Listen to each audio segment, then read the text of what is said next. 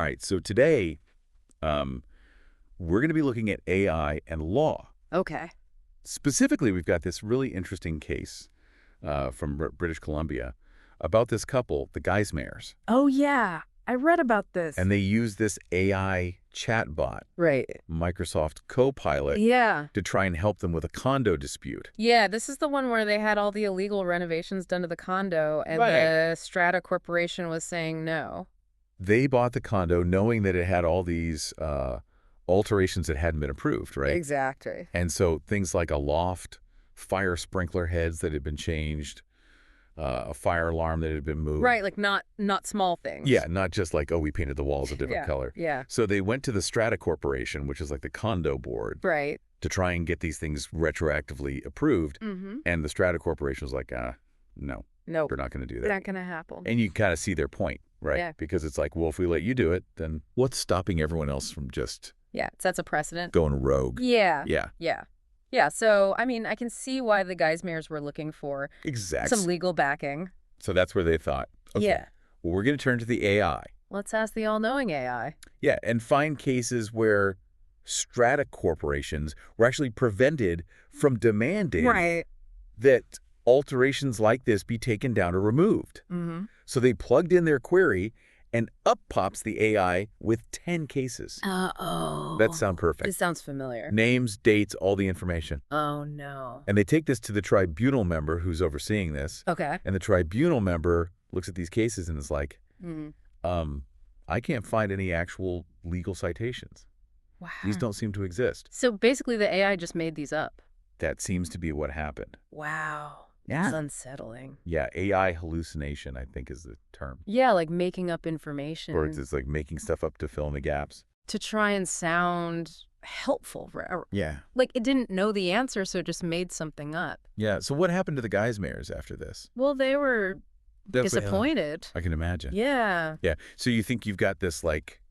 The strong legal argument. Yeah, and it all turns out to be... It's completely fabricated. Yeah, it's like a house of cards. Yeah. And what's really unsettling is that this isn't like an isolated incident. Oh, really? There's been other cases of this happening. Wow. Like I remember reading about these lawyers in Wyoming Okay. who unknowingly submitted AI-generated fake cases in a lawsuit. Oh, my God. Yeah, and there was even a lawyer in BC who actually faced consequences for using AI hallucinations Wow. in a family matter. That's crazy. Yeah, it's like people are trusting this technology and It's giving them completely misleading them. bad information. Yeah. So we're definitely going to be unpacking that a lot more as we continue. Yes. But first, I want to go back to the Geismares. Because after the tribunal member realizes these cases are fake, they point out that actually the legal precedent in situations like this is really clear. Right.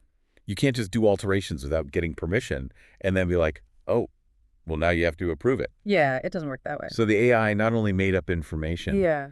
but it steered them in the wrong legal direction. Exactly. Yeah. It's like it double messed up. Yeah. So did they face any like specific repercussions for using the fake cases? Well, the tribunal member did say, I get that they were probably misled by the AI. Yeah. But at the end of the day, they did present these cases as evidence. Right. And I guess that kind of damaged their credibility. And ultimately, their case was dismissed. Wow. So it's a bit of a cautionary tale, I think, Time. about understanding the tools we're using. Yeah. Especially when it comes to something as complex as the legal system. Absolutely. And I mean, if this can happen in a condo dispute, what happens when it happens in like a murder trial or something? Exactly. Like the stakes are so much higher in other situations. Yeah. And that's something I think we really need to consider. Yeah, definitely something we're going to look at as we go through all this. But first, why are these AI systems even making this stuff up? Right. Like, what's the point of that? What's happening there? Well, it's all about how these large language models are trained. Okay. So they're trained on massive amounts of data. Okay. Like they're like super sponges soaking up all of this information. Yeah. And learning to mimic human language. Mm-hmm. But the problem is they don't actually understand what right. they're processing. So they're really good at imitating, Yeah. but not actually comprehending. Exactly. Like someone who can recite Shakespeare, but has no idea what they're saying. Yeah, that's a great analogy. Yeah. And so when they come across a gap in their knowledge, Yeah. they're trying to fill it in by just with something that sounds plausible, Making stuff up. but is ultimately completely fabricated. So like in the Geismer's case, Yeah. instead of saying like, I don't know, Right. it decided to invent some cases. Yeah, to try and be helpful. It's kind of impressive, but also terrifying. Yeah, it's a double-edged sword. Yeah. And it really highlights the need for caution Mm-hmm. because even these really sophisticated AI systems, Yeah. they can be fooled. Especially when it comes to something like law. Right, exactly. So, I mean, this is really making me think about like how much we can really rely on AI. Yeah. It's like we think of it as this like, This all-knowing oracle yeah, that has all the answers, yeah, but maybe it's more like a parrot okay, that's mimicking what it's heard, without but doesn't really understand the meaning. the meaning. Yeah, okay, So yeah, it's definitely something to be aware of. okay. And that's why I think human oversight and critical thinking are so crucial Yes. when we're using AI tools. Especially in fields with big consequences, Right, exactly. like law. Especially like law. Yeah. Yeah, So we've been talking about these AI hallucinations in legal cases. right. But, I mean, this could apply to like so many areas, right? Absolutely. Like what if AI starts generating like false medical diagnoses Yeah. or, making up financial data? That's the big concern, right? As AI becomes more integrated into our lives, Yeah. these hallucinations could have consequences way beyond just the legal field. Okay, so we've established that relying solely on AI for like big decisions Yes. is probably not a good idea, Especially in fields like law, especially in law. where accuracy is so important. So where do we go from here? Right. Like, how do we make sure that this technology doesn't become some kind of digital Frankenstein's monster? Well, I think it's important to remember that AI is still Okay, kind of in its early stages of development. like a teenager. Yeah, it's like a teenager with a lot of potential, All right. but also prone to making mistakes. All right, so how do we parent this super intelligent teenager? Well, one important aspect, I think, is transparency. Yeah. We need to understand how these AI systems are trained, Mm-hmm. what data they're being fed. So like checking the ingredients list Exactly. before you eat something. Yeah, you want to know what's going into your system? Yeah, are we talking about making the algorithms public? It's not quite that simple Okay. because there are proprietary considerations. Yeah. And also, these algorithms are incredibly complex. Yeah. But there is a growing movement towards what's called explainable AI, Okay. where the decision-making process is more transparent. Okay, so like peek behind the curtain a little bit. Exactly. What else? Another critical aspect is the data that's used to train these systems. Okay. We need to make sure that that data is diverse and representative. Yeah, because if it's only trained on like a very narrow Exactly. slice of data, then It's going to perpetuate those biases. it could create new biases too, right? Absolutely. I- It's like teaching a robot judge from a history book that only tells one side of the story. Yeah, so data diversity is really important. Extremely important. Okay, this sounds like this requires like a massive collaborative effort. Oh, absolutely. We're talking about tech experts, legal professionals, Ethicists. policymakers. Policymakers, the public. The public, yeah. This can't happen in isolation. Okay, so where do everyday folks fit into this whole AI evolution? That's a great question. Like, it can feel kind of overwhelming. Yeah, like we're just along for the ride. Yeah. But individual actions are incredibly important. Okay. And I think the first step is education. Okay. The more people understand about AI, Yeah. its potential, its limitations, Yeah. the better equipped we'll be to demand Mhm. responsible development and use. Okay, knowledge is power. Well, what do we do with that knowledge? Become informed consumers of information. Okay. Don't blindly trust everything an AI tells you. Yeah, especially with deep fakes and stuff. It's Exactly. getting harder and harder. It's hard to tell what's real and what's not. Okay. So double-check information, look for credible sources. Okay, so it's like fact-checking, basically. Fact-checking, cross-referencing, Yeah. using your critical thinking skills. Yeah. Don't let AI do your thinking for you. Okay. Engage with it critically and question its outputs. And talk to people about Talk to people about it. Exactly. it. Have conversations. Have conversations about AI ethics. Yeah. Because the more we talk about these issues, Yeah. the more likely we are to shape AI's development in a positive direction. So it's like that old saying, Yeah, the only thing necessary for the triumph of evil is for good people to do nothing. exactly. You can't just sit back and let this happen. We have to be active participants. So let's bring it back to the legal world specifically. Okay. What are the ripple effects of these AI hallucinations. Right. Like, how are they impacting the legal profession itself? Yeah, it's definitely causing a stir in the legal community. Yeah. Some experts are concerned about AI disrupting traditional legal practices. Yeah. Can you imagine going up against an AI lawyer? Well, we're not quite there yet, but Okay. AI-powered tools are already being used for things like legal research, Okay. document review,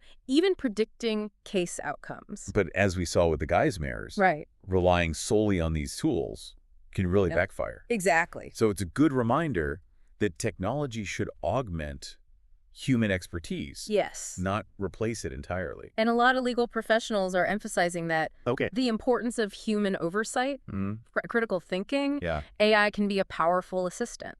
Okay. It can handle the grunt work, free up lawyers to focus on more complex tasks. So it's more of a collaboration than a hostile takeover. Exactly, yeah. But, I mean, there's obviously some resistance to this shift. Of course. Some lawyers are worried about ethical implications, Yeah. potential job displacement, the risk of over-reliance on technology. Right, and those are all valid concerns. Yeah, like in any big technological disruption, Yes. there are always growing pains. Yeah, but the legal profession has always adapted to change. Yeah. And I think AI will be no different. Okay. It's about finding the right balance. Okay. Integrating AI responsibly, making sure it ultimately serves the interests of justice. So where do we go from here? Is AI going to become like a trusted partner in the legal system? That's the big question. Or will it remain this kind of disruptive force? I think it's probably a bit of both. Okay. AI has the potential to make the legal profession more efficient, more accessible, Yeah. more equitable even. But it also presents some risks Absolutely. that we need to address. And the decisions we make now about AI development, about regulation, Yeah. are going to have a huge impact on the future. So it feels like we're at this really crucial point. Yeah, we are. Okay, so this is bigger than just legal cases, bigger than condo disputes. This is about society as a whole. What does the rise of AI mean for, like, humanity? That's a question that's been around for a long time. Yeah. And there's no easy answer. Are we headed towards, like, a utopia or a dystopia? I think it depends on the choices we make. Yeah. It's like a choose-your-own-adventure book. Yeah. The ending isn't written yet. All right, so let's bring it back down to earth a little bit. Yeah. What are some things that we can do as individuals Right. to navigate this AI-driven world responsibly? It's easy to feel powerless, Yeah. but there are things we can do. Okay, what's the first step? Cultivate a healthy skepticism. Okay. Don't believe everything you see or hear, Yeah. especially when it comes from AI. Okay. Double-check information, look for credible sources. So fact-checking, cross-referencing, Exactly. using our brains. Using your brain, yes. Okay. Don't let AI do your thinking for you. Okay, what else? Continuous learning. Okay. AI is constantly evolving. Yeah. So stay informed, Mm-hmm. read articles, listen to podcasts. Yeah, there are so many resources out there. There are tons of resources. Yeah. And experiment with AI tools yourself. Okay. The more you use them, Yeah. the better you'll understand their capabilities and limitations. So it's like learning to drive. Exactly. At first it's scary, Yeah. but then it becomes second nature. And just like driving, Yeah. using AI responsibly requires skill and awareness. Okay, so we need to be proactive, Yes. informed, engaged. Yes. But what about the bigger picture? Right. What can we do to make sure that AI benefits society as a whole? I think we need to advocate for responsible AI development Okay. and regulation. So contacting our elected officials, Exactly. supporting organizations that are promoting Supporting organizations, ethical AI. making our voices heard, Yeah. because we need to make sure that AI aligns with our values, promotes fairness, transparency. It's like we're all shareholders in the future of AI. That's a great way to put it. And we need to make sure that our voices are heard. Exactly. So the future is not predetermined. Yeah. It's being shaped right now. It's being shaped by the choices we make. So let's choose wisely. Let's choose wisely. Let's choose to embrace AI's potential, Yeah, but also mitigate its risks. absolutely. Let's use this technology to build a better future. A more equitable future. Yeah. A more sustainable future. Okay, so as we wrap up this part of the deep dive, let's leave our listeners with a sense of hope, Yes. empowerment. Empowerment. AI is changing the world, It is. but it's not this force beyond our control. It's a tool. It's a A tool. powerful tool, but ultimately a tool that we can shape and guide. It's up to us to decide how it's used Yes. and what kind of future we want to create. Absolutely. So the future of AI is not something that happens to us. No. It's something that we create together. We create it together. Thanks for joining us on this deep dive. Until next time. So we're back for the last part of our deep dive into AI and law. Yeah, And I think we've covered a lot, definitely. A lot to unpack. from those crazy AI hallucinations Right. to the bigger picture of how AI is changing, like the whole legal system. Yeah, how it's changing everything, really. And we've talked about ways to make sure AI is being developed responsibly. Mhm. But let's be real, all this can feel kind of overwhelming. It can be a lot. Yeah, It's easy to get lost in all the details. definitely. So in this last part, I want to focus on what this means for us, Right.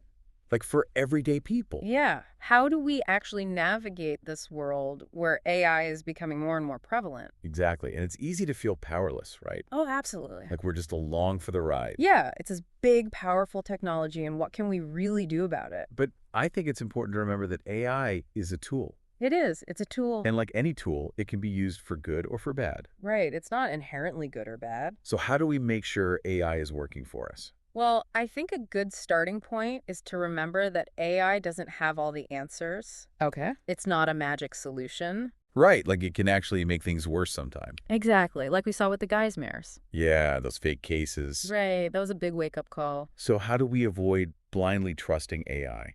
Healthy skepticism. Okay, tell me more. Don't just believe everything an AI tells you. Yeah, double check. Double check. Look for other sources. Look for credible sources. Use your judgment. Exactly. Use your own brain. It's like we need a BS detector for the digital age. I love that. Yeah, a digital BS detector. This is important for everything, right? Everything, from the news you read to medical information. Yeah, don't just take AI's word for it. Don't outsource your thinking to AI. Okay, so skepticism is key. It is. What else can we do?